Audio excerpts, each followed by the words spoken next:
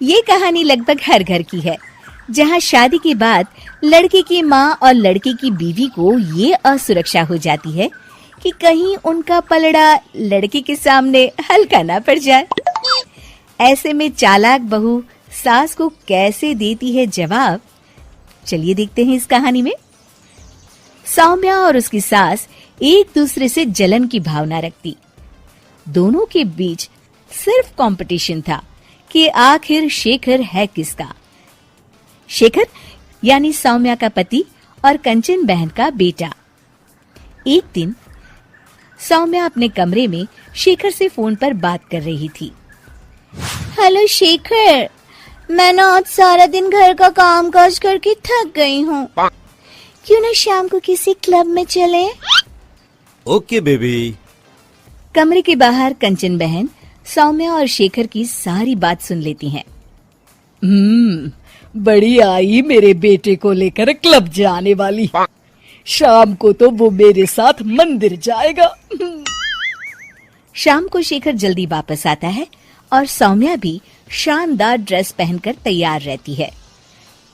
अरे शेखर बेटा, अच्छा हुआ तुम आ गए। बेटा लगता है मेरी कमर में लचक पड़ गई है। हाय, मैं तो मर गई। अरे माँ, क्या हुआ? मेरी तो सौम्या से बात हुई थी, उसने तो मुझे कुछ भी नहीं बताया। तभी शॉर्ट चमकीली ड्रेस में फुल मेकअप में सौम्या वहां आ जाती है। सौम्या, तुमने ये क्या हाल बना रखा है? माँ की कमर लचक गई है। जल्दी चलो, हमें माँ को डॉक्टर के पास ले जाना है। लेकिन माँ अभी कुछ देर पहले तो ठीक थी।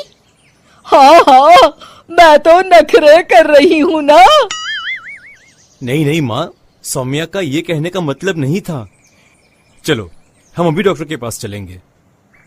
सौम्या परेशान सी माँ की तरफ देखती है। शेखर माँ को पकड़कर कार की तरफ ले जाता है कि तभी कंचन सौम्या की ओर देखकर आंख मारती है। कंचन सौम्या की तरफ शरारती हंसी हंसते हुए कहती है, सौम्या बेटा, जरा खाने में कुछ चटपटा बना लेना। मैं शेखर के साथ डॉक्टर के बाद मंदिर जाऊंगी और हमें आने में देर हो जाएगी। शेखर और कंचन जैसे ही कार में बैठने जाते हैं, सौम्या वहां आ जाती है।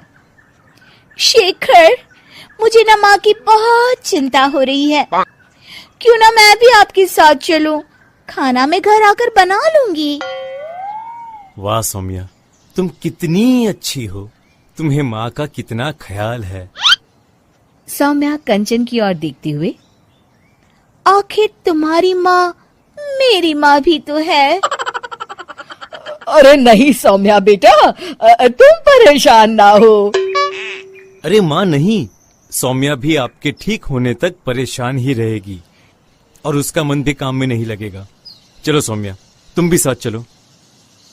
सौम्या पार्टी की ड्रेस में ही शेखर के साथ कार के सामने सीट पर सवार हो जाती है। कंचन रास्ते में कहती है, अरे शेखर, ये तो किसी चमत्कार से कम नहीं। क्या हुआ माँ? बेटा, मेरे कमर की लचक तो मानो गायब ही हो गई। सौम्या तो समझ चुकी होती है, लेकिन वो शेखर के सामने अनजान बन जाती है। माँ, ये तो सच किसी चमत्कार से कम नहीं। आपको तो ईश्वर का शुक्रगुजार होना चाहिए। शेखर, चलो हम माँ को सिविल लाइंस के हनुमान मंदिर ले जाते हैं। और देखिए ना, आज मंगलवार भी है। हाँ, क्यों नहीं। लेकिन सौम्या, मैं तो ऑफिस से सीधे यहाँ आ गया हूँ। मैंने तो हाथ मुंह भी नहीं धोए। मैं मंदिर कैसे जाऊंगा? कोई बात नहीं शेखर, मैं और माँ भगवान का शुक्रिया अदा कर आएंगे। चलो अच्छा ही है, ये मेरे साथ रहेगी और मैं मंदिर के भी दर्शन कर लूंगी। रही बात शेखर की, तो अच्छा ही है। अगर वो मेरे साथ नहीं तो इस सौम्या की बच्ची के साथ भी नहीं रहेगा। मंदिर के बाहर काफी भीड़ देखकर कंचन और भी खुश हो जाती है। दर्शन करने में कम से कम 2-3 घंटे तो लग ही जाएंगे। माँ, यहाँ पर तो काफी भीड़ है, यहाँ काफी वक्त लगेगा। चलो यहाँ कल आ जाएंगे। नहीं बेटा, मैं यहाँ से हनुमान जी का शुक्रिया अदा किए बिना नहीं जाऊंगी। वैसे भी मेरा आज सारा दिन का उपवास है, दर्शन करके ही मैं कुछ खाऊंगी बेटा। ये कहकर कंचन कार से उतर जाती है और सौम्या से कहती है, चलो सौम्या, दर्शन कर आए। माँ, मैं तो आपको बताना ही भूल गई, मैं ऐसे कपड़ों में मंदिर कैसे जा सकती हूँ? अरे सौम्या, मैंने तो ध्यान ही नहीं दिया।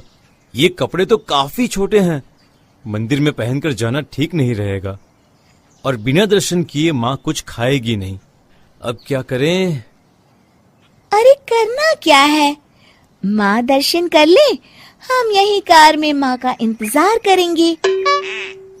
माँ, आप मंदिर में दर्शन करें, तब तक मैं और सौम्या पास के होटल से कुछ खाकर आते हैं। और हाँ, आपके लिए भी पैक करवा लेंगे। फिर क्या था, निराश चेहरा लिए कंचन मंदिर चली जाती है। सीख, चालाकी उतनी ही अच्छी है जिससे किसी को नुकसान ना पहुंचे, वरना कभी कभी ज्यादा चालाकी नुकसान का कारण भी बन जाती है।